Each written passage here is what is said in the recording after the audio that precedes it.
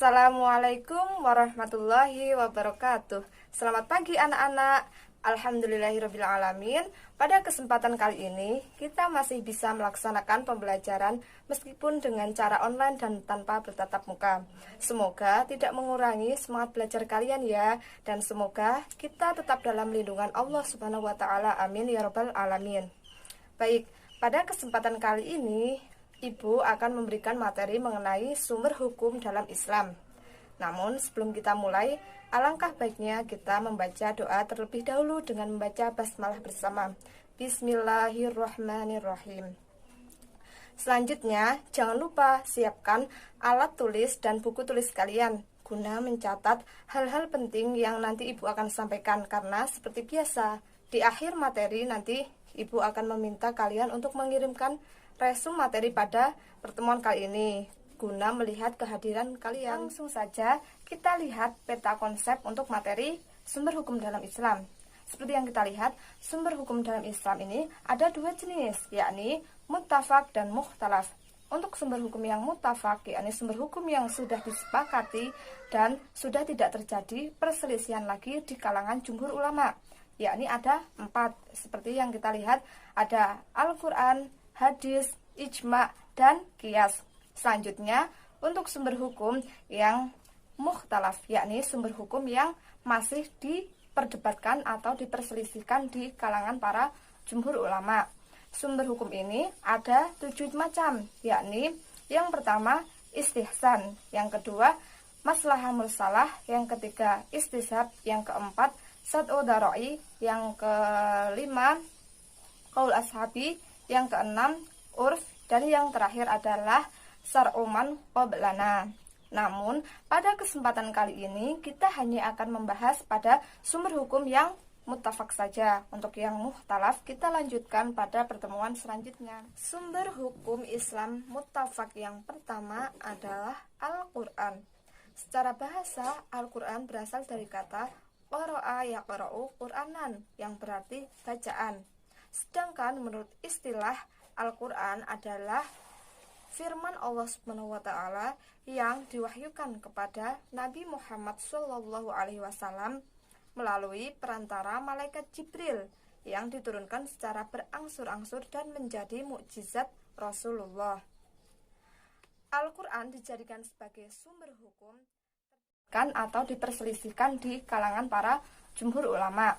Sumber hukum ini ada 7 macam, yakni yang pertama istihsan, yang kedua maslahah mursalah, yang ketiga istishab, yang keempat sad'u darai, yang kelima qaul ashabi, yang keenam urf, dan yang terakhir adalah sar'uman qoblana. Namun pada kesempatan kali ini kita hanya akan membahas pada sumber hukum yang muttafaq saja. Untuk yang mukhtalaf kita lanjutkan pada pertemuan selanjutnya. Sumber hukum Islam muttafaq yang pertama adalah Al-Quran. Secara bahasa, Al-Quran berasal dari kata qara'a yaqra'u Qur'anan, yang berarti bacaan. Sedangkan menurut istilah, Al-Quran adalah firman Allah Subhanahu wa ta'ala yang diwahyukan kepada Nabi Muhammad SAW melalui perantara malaikat Jibril yang diturunkan secara berangsur-angsur dan menjadi mukjizat Rasulullah.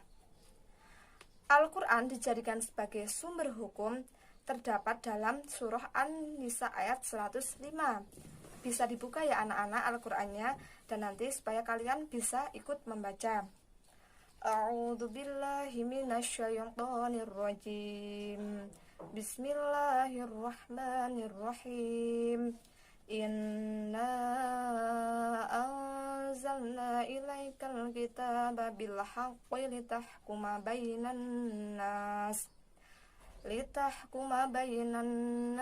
bima araqallah wala takul lil khainina khasima, yang artinya sesungguhnya kami telah menurunkan kitab kepadamu dengan membawa kebenaran supaya kamu bisa mengadili di antara manusia, dan janganlah kamu menjadi penentang orang yang tidak bersalah dan menjadi pembela orang yang khianat. Quran Surah An-Nisa ayat 105. Dalam hadis pun yang diriwayatkan oleh Muslim juga dijelaskan bahwa Al-Quran merupakan sumber hukum Islam, yakni yang artinya, aku tinggalkan kepadamu dua perkara, yang selama kamu berpegang teguh kepada dua perkara tersebut, maka kamu tidak akan tersesat, yakni Al-Quran atau kitab Allah dan hadis atau sunnah Rasulullah. Kedudukan Al-Quran sendiri dalam sebagai sumber hukum, yakni menempati sumber hukum yang pertama dan yang paling utama. Al-Quran sendiri merupakan undang-undang tertinggi dalam Islam karena isinya langsung dari Allah SWT, jadi tidak ada keraguan lagi di dalamnya. Seperti kita ketika menghadapi suatu permasalahan dan kita tidak tahu hukumnya, maka yang pertama kita lakukan adalah kembali ke Al-Quran. Kita lihat adakah hukumnya. Namun ketika tidak ada dan tidak rinci karena Al-Quran hanya menjelaskan hal-hal yang bersifat umum, maka kita cari di sumber hukum yang lain, seperti kita cari di hadis, di pendapat sahabat, maupun di ijma dan qiyas. Sifat Al-Quran dalam menetapkan hukum, yakni yang pertama itu tidak menyulitkan, seperti firman Allah dalam surah Al-Baqarah ayat 286. Nanti bisa dibuka ya anak-anak, kalau belum jelas nanti bisa ditanyakan kembali kepada ibu. Selanjutnya, menyedikitkan beban. Pada dasarnya Allah itu menetapkan hukum itu secara sederhana, simple, tidak membebani umat manusia, seperti yang diterangkan Allah dalam surah Al-Maidah ayat 101. Dan yang ketiga, bertahap dalam pelaksanaannya, seperti pelarangan khomer. Tidak langsung Allah mengatakan khomer itu haram, tidak seperti itu, tapi ada beberapa tahap. Yang pertama, Allah menjelaskan bahwa mudarat khomer itu lebih banyak daripada manfaatnya, sehingga alangkah lebih baiknya kita tidak mengonsumsi khomer. Yang selanjutnya, Allah tidak akan menerima sholat dan ibadah orang yang dalam keadaan mabuk. Seperti kita tahu ya, bahwa ketika kita mengonsumsi khomer, dipastikan kita akan mabuk dan kehilangan akal sehat, maka ibadah kita tidak akan diterima. Baru pada proses ketiga, Allah mengatakan dengan jelas bahwa khomer itu dilarang. Selanjutnya, fungsi Al-Quran. Al-Quran itu memiliki beberapa fungsi. Yang pertama, sebagai petunjuk dan pedoman hidup manusia. Umat manusia pada umumnya dan umat Islam pada khususnya. Selanjutnya, penyempurna kitab-kitab sebelumnya, yakni penyempurna kitab Taurat, Injil, dan Zabur. Selanjutnya, sebagai mukjizat Nabi Muhammad SAW. Selanjutnya, sebagai pembimbing manusia menuju jalan keselamatan di dunia maupun di akhirat nanti kita. Selanjutnya yang terakhir, sebagai pelajaran dan penerang hidup umat manusia. Sumber hukum Islam muttafaq yang kedua adalah hadis. Hadis adalah segala sesuatu yang datang dari Rasulullah, baik berupa ucapan beliau, perbuatan beliau, maupun ketetapan beliau. Para ulama fuqaha sepakat bahwa hadis dapat berdiri sendiri dalam mengadakan hukum yang tidak ada dalam Al-Quran, selama ketetapan itu tidak bertentangan dengan kaidah-kaidah yang ada dalam Al-Quran sendiri. Dasar hadis dijadikan sebagai sumber hukum Islam terdapat dalam potongan surah Al-Hasyr ayat 7 yang berbunyi, A'udzubillahi minasyaitonirrajim, Bismillahirrahmanirrahim. Wa ma atakumur rasulu fakhudhuhu wa ma nahakum anhu fantahu. Yang artinya, apa yang datang dari Rasulullah maka terimalah, dan apa yang dilarang oleh Rasulullah maka tinggalkanlah. Selanjutnya, hadis yang diriwayatkan oleh Ibnu Majah dan Abu Dawud juga menjelaskan bahwa hadis dijadikan sebagai sumber hukum, yang artinya wajib bagi kalian semua untuk berpegang teguh pada sunnahku dan sunnah khulafaur rasyidin. Kedudukan hadis sebagai sumber hukum Islam yakni menempati posisi yang kedua setelah Al-Quran. Jadi, ketika ada suatu permasalahan dan kita tidak menemukan hukumnya dalam Al-Quran atau dalam Al-Quran belum rinci, maka kita bisa mencari hadis yang berkaitan dalam menetapkan hukum permasalahan tersebut. Fungsi hadis. Secara umum, hadis memiliki 3 fungsi, yakni yang pertama, bayan takrir. Hadis ini berfungsi untuk menguatkan dan menggarisbawahi maksud dari redaksi yang ada dalam Al-Quran. Sebagai contohnya, hadis yang diriwayatkan oleh Bukhari di mana dijelaskan bahwa tidak akan diterima sholat seseorang yang berhadas sebelum ia berwudu.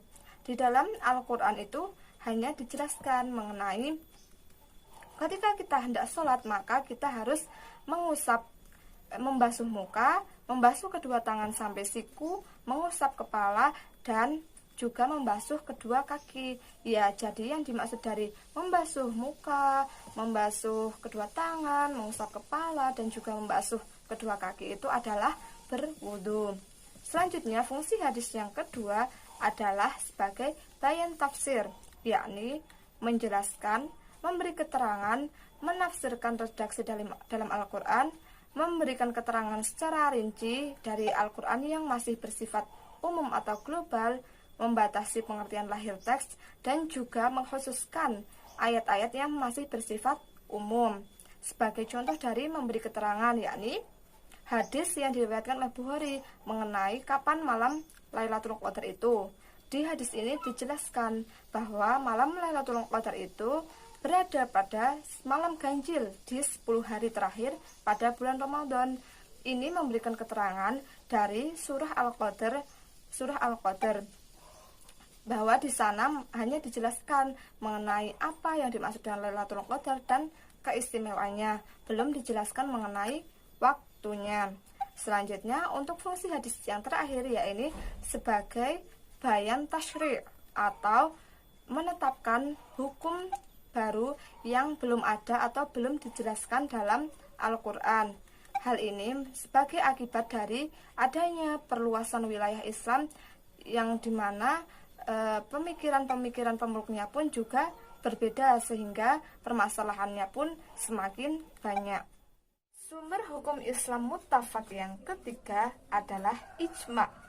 Ijma' menurut bahasa berarti kesepakatan, sedangkan menurut istilah ulama fikih berarti kesepakatan para ulama mujtahid dari kalangan muslimin pada masa setelah wafatnya Rasulullah SAW dalam menentukan hukum syara' yang tidak ada dalil atau nasnya dalam Al-Quran maupun hadis.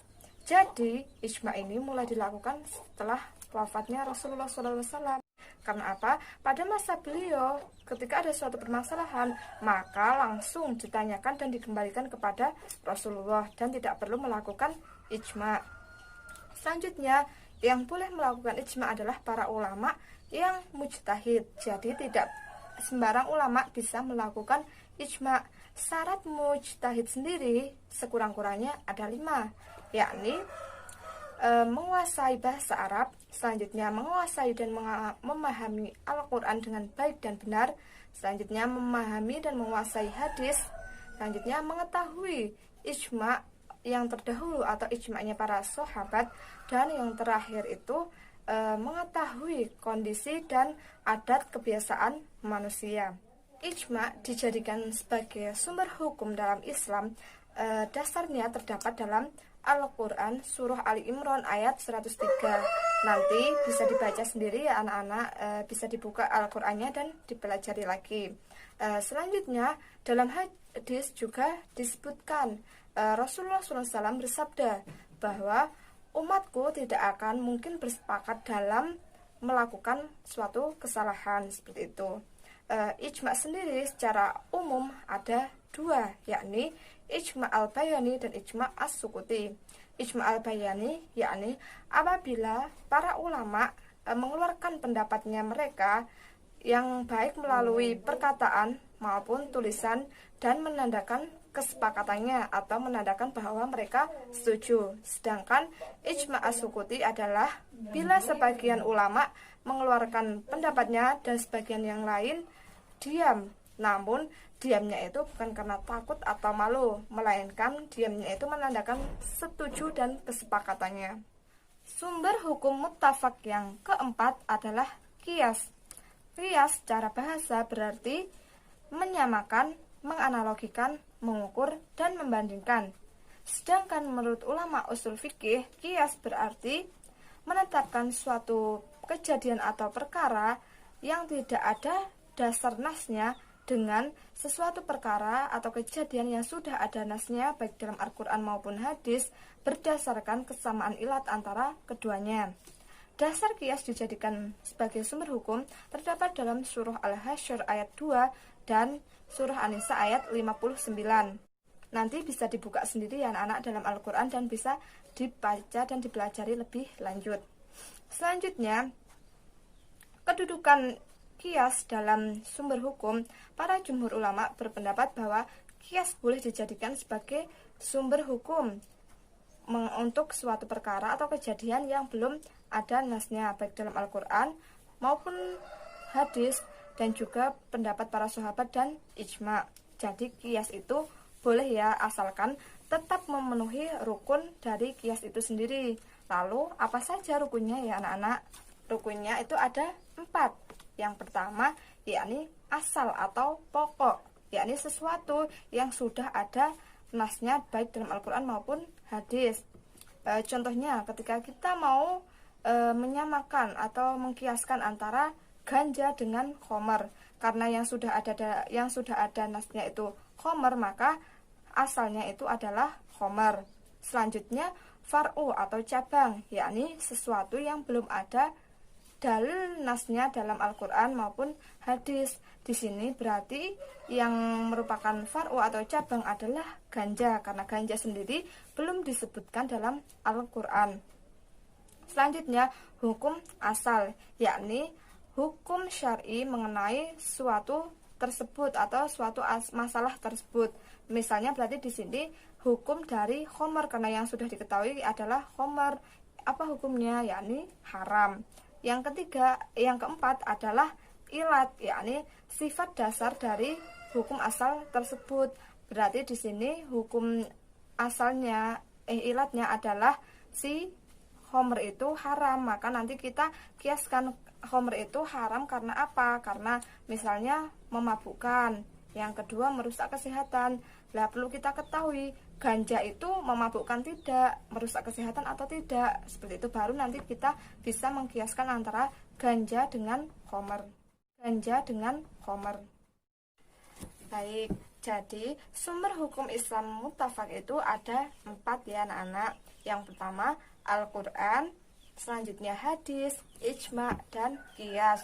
Semua sumber hukum itu sudah berurutan dalam penggunaannya. Jadi kita tidak boleh sembarangan. Misalnya kita menentukan hukum langsung dari hadis tanpa melihat Al-Quran terlebih dahulu, atau langsung dari ijma tanpa kita melihat Al-Quran dulu. Itu tidak boleh seperti itu ya anak-anak. Kita ada langkah-langkahnya. Kita dari Al-Quran, terus hadis, terus ijma, baru kita ke qiyas, seperti itu. Mungkin cukup sekian penjelasan ibu kali ini ya. Semoga bisa bermanfaat dan dapat dipahami. Jika nanti belum paham atau ada yang ingin ditanyakan, kita nanti lanjut diskusi di grup kelas kita. Terima kasih atas perhatian dan waktunya. Kurang lebihnya ibu mohon maaf. Terima kasih. Wassalamualaikum warahmatullahi wabarakatuh.